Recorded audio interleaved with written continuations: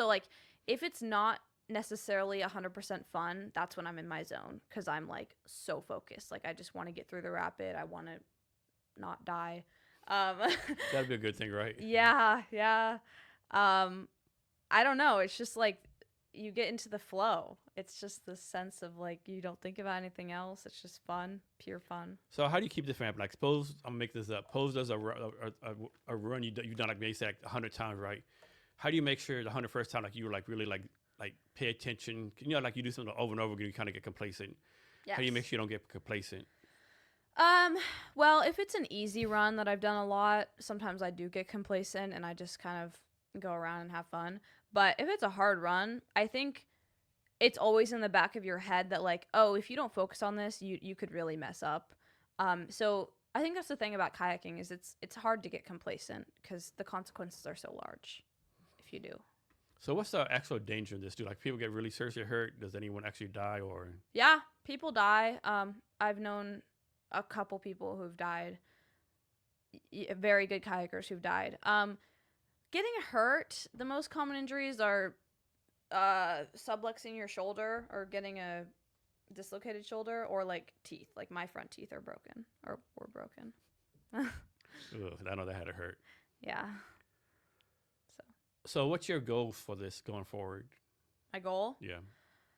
I have two goals in the near future. One is to kayak the Steen River, which is in British Columbia.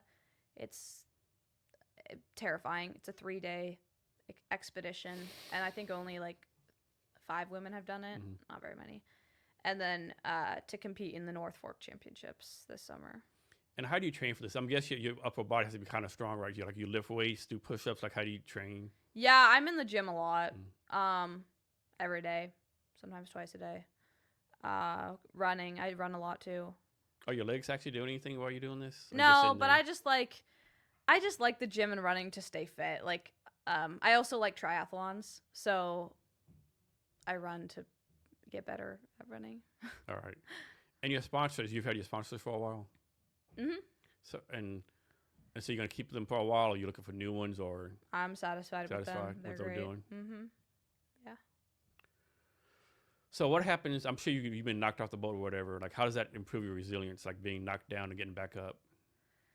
Um it's it's I don't know. It's like you go through the scariest thing you've ever done and you're like, "Wow, that was terrifying." And then you kind of have to get back in your boat cuz like the river isn't just going to stop for you and be like, "Oh, here's your car."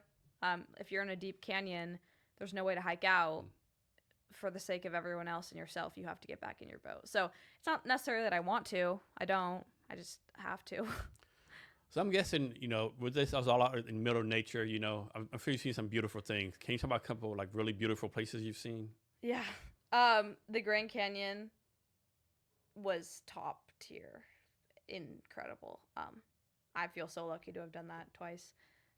And then this river called the Ohanapekosh in Mount Rainier. Most beautiful river I've ever been in. It's just like picturesque. There's no people there. It's awesome. That's always a plus, right? No people. No people. Yeah. What has doing this taught you about leadership or being a leader? Ooh, that's a great question. I think that at some point on the river, everyone has to be a leader because if you're the one who knows the run, you have to tell people, hey, this is what you're doing on this rapid. You have to go left in the middle and then right. And you have to be really confident in yourself because people are like trusting their lives on like what you're telling them to do. So I think that it's allowed me to become more confident in myself, but also like if I don't know what I'm doing, I'm not going to tell people something because it could risk their lives. So I found a quote that you said. It said, kayaking provides freedom, focus, and pure joy. Can you talk about that quote? Yeah. I think it's kind of back to being in the zone, in the flow. It's just that. It's just my happy place, I guess. Yeah. How many days have you gone without doing this? Actually, this year I've gone a lot. I have not kayaked that much this year due to school and work and other obligations. But I went last Sunday. Okay. Do you consider yourself an athlete? Yeah. Yeah, I would say yeah. Yeah. I'd consider myself an athlete. Is there a team for this at the University of Washington? No. No. No. Okay. Are you going to try to compete for the Olympics? No. No. Why not? I think kayaking is more of my passion rather than, I mean, I guess if you go to the Olympics, it's your passion, but I think I want a career. I want other things in my life. I want to ski. I want to surf. So for me, kayaking is something that I'll always go back to, but I don't really feel the need to go to the Olympics. Okay. What other kind of things are you competitive at? Snowboarding, I'd say. Primarily, yeah. Snowboarding and kayak kind of the same thing. I'm not the same thing, but as far as like the level of danger, competition, you gotta be safe for both ones. Yeah, they're similar in that sense. So how do you like prep for a run? A Like, kayak run? Yeah. If it's hard and I'm like scared, I will usually like I usually have to like talk to myself, be like, you got this, you can do this. If this 15-year-old, like, I'll just imagine some like child and be like, if a 12-year-old can do it, you can do it. And then I'll run through all of the lines in my head and be like, okay, it's just a boof, it's just a eddy, it's just this. And then I just go. So any correlation between doing this and what you're doing with Young Tech? With Young Tech? Yeah. I think the only thing is confidence. You develop a lot of confidence through kayaking, and so I think it's just helped me be able to talk to people who are much smarter than me and much wiser, because I don't have any sort of knowledge compared to them, but I feel okay approaching them. Okay. Putting myself out there, I guess.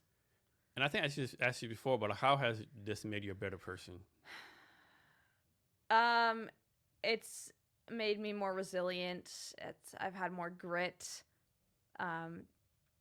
Like failure, I'm not necessarily afraid of failure. I kind of just embrace it. I'm like, okay, got a bad grade on my test. It's fine, but we'll do better next time. Okay. So let's suppose you're doing a contest or competition, right? And for whatever reason, your kayak is like lost or it's nowhere to be found. And someone says, you can use mine. Or you're like, okay, I'll use yours. Or you're like, no, I can only use mine. That happened once at Worlds, actually. I ended up just using someone else's because I couldn't, because mine had broke. Yeah, I'm fine using other Did it really people's. affect your performance or anything? Or I mean, it sort of does, because when you have your own boat, you outfit it. you're comfortable with it? You're comfortable. You know how to move it. But I think part of being a good kayaker is being able to adjust to other things. So what makes a good kayaker from your point of view? Mental strength, being able to like do things that you're scared of and do them anyway. Being precise. You have to be very precise. And also going with the flow, literally and metaphorically. Like if something happens to you, you have to be able to bounce back from that and just switch your directions. So I'm going to presume that most people doing this, or let me rephrase that. All people doing this are pretty climate conscious, they're pro-environment. Yeah, I'd say so. Yeah. Okay. So one thing about Washington, we do live in a pretty good environment, a lot of nature, a lot of stuff going on. Yeah. Cool. What's so how do you balance all the stuff you're doing? Like you sleep 2 hours a day or something, or? I sleep enough. Yeah. I just focus on my priorities and cancel everything else out. So you do your priorities day by day, week by week. Yeah, I mean, I try to kayak once a week as of right now, usually. Now, what do you usually go to when you do this? Is there a place you go to all the time? Yeah, the Skykomish River or the Stillaguamish River, if I'm in the state. Yes.